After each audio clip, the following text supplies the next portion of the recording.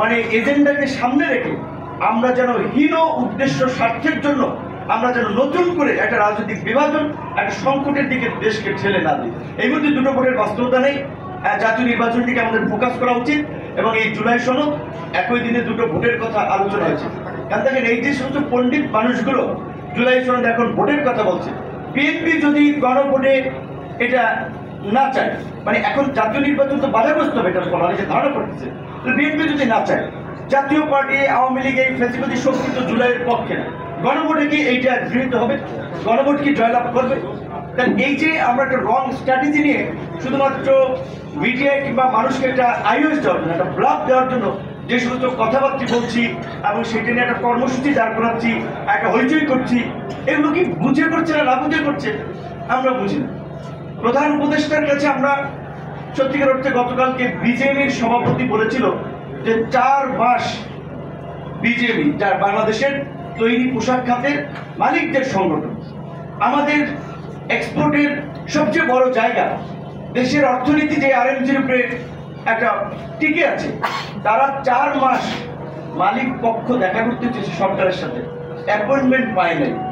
অথচ সোকরা ফোকরা কতজন প্রধান উপদেষ্টার সাথে দেখা করতে, এমনকি বিদেশি ডেপুটি হাই কমিশনার যারা বাংলাদেশের আপনারা বলতে পারেন যে এই সিনিয়র সহকারী সচিব পদমর্যাদার জুনিয়র কর্মকর্তা, তাদের লেভেলের বিদেশিরাও এসে প্রধান উপদেষ্টার সাথে ঘন্টার পর ঘন্টা মিটিং করে যায়।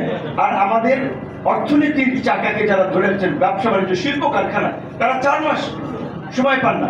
এমনকি আমরাও অনেক ক্ষেত্রে মতামত দিতে গেলে সেক্ষেত্রেও অনেক ক্ষেত্রেই 3 দলকে ডেকে বিএনপির সাথে অন্যদেরকে মিলালে হবে। আপনি কি প্যারালাল করতে চাচ্ছেন যে তারা বিএনপির প্যারালাল?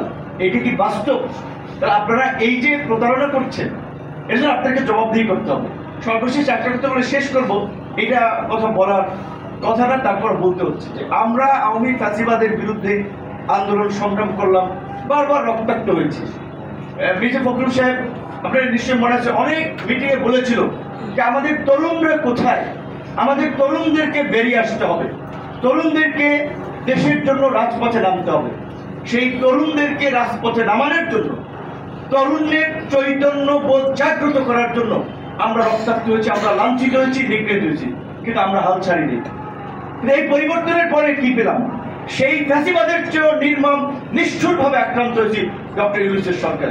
আমি আজকে বলছি যে এখানে যে আমি সিনিয়র রাজনীতির সাক্ষী রেখে যেদিন জুলাই সনদ স্বাক্ষর হয়েছে, সেদিনও মির্জা ফখরুল আলমগীর সাহেবের উপস্থিতিতে প্রধান উপদেষ্টাকে বলেছিলাম, শেখ হাসিনার আমলেও এইভাবে আক্রান্ত হই নাই, আপনার সরকারের আমলে যেভাবে আক্রান্ত হয়েছি।